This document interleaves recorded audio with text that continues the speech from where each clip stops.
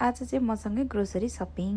जापानमा कि फलफुलको रुखै नभएको जस्तो नि कति धेरै महँगो, अलिकति किन्न सक्ने भनेको त्यही एउटा केरा जस्तो लाग्छ। कसैलाई लाफिङको क्रेभिङ भएको छ भने चाहिँ यो ट्राई गर्दा हुन्छ है सजिलोको लागि। खासमा म आज लिन आएको भनेको यो महाराजलाई हो क्या। यो महाराजलाई धेरै टाइम भइसकेको थियो उहाँलाई नभेटेको, त्यही भएर आज चाहिँ भेट्न आएको क्या म। कसलाई थाहा छैन यो परोठाको बारेमा, यो चाहिँ लास्टै मिठो हुन्छ, बनाउन पनि सजिलो, मिठो पनि सस्तो पनि। हेर न यहाँ चिनी रोटी जस्तो खालको के रोटीको त भण्डार छ है। केक बनाउनलाई कहाँबाट लिने यो क्रिमहरू भन्छ नि, यो सुपाहरूमा पाउने रहेछ कि। यो चाहिँ गेउमो सुपा हो, यहाँनिर छ क्या। माथिबाट निचर्ने क्रिम र अनि त्यसपछि त्यो केकको लागि चाहिँ मुनिपट्टि राख्ने चाहिँ त्यहाँ छ है। धेरै आइराख्न पाउँदिनँ भनेर मैले चाहिँ एकैचोटि उठाइदिएको क्या यो रोटी।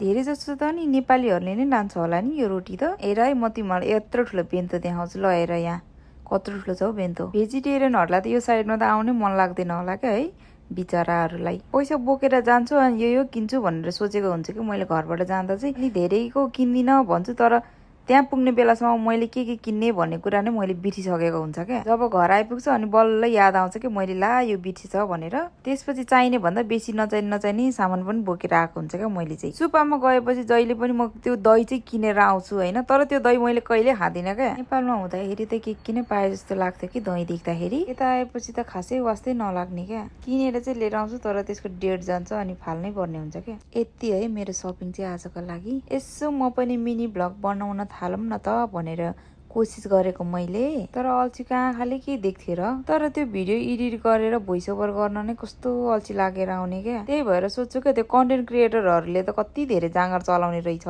भनेर। हुन त उनीहरूको जागिर जस्तै हुन्छ है, अब जाँगर त चलाउनु परिहाल्यो नि। मेरो त्यहाँनिर वायरलेस हेडफोन हेर न, गीत बज्दैन क्या। तर साँच्ची यसलाई के भन्छ हौ, यो मासु प्याक गर्ने जस्तो खालको फुकुरो हुन्छ नि, के हो यो हुन चाहिँ। म चाहिँ जानेखेर म एउटा सामानमा हाल्छु क्या, घर ल्याएर गोमी हाल्नलाई सजिलो हुन्छ भनेर।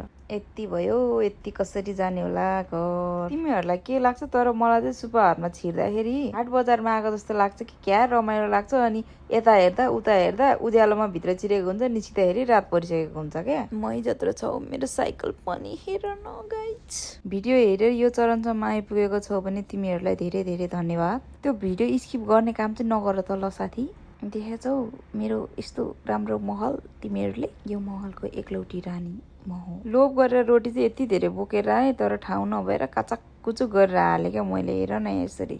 आजलाई चाहिँ यति नै, बिदावारी। मेरो भिडियो हेर्दै गर, माया गर, धन्यवाद।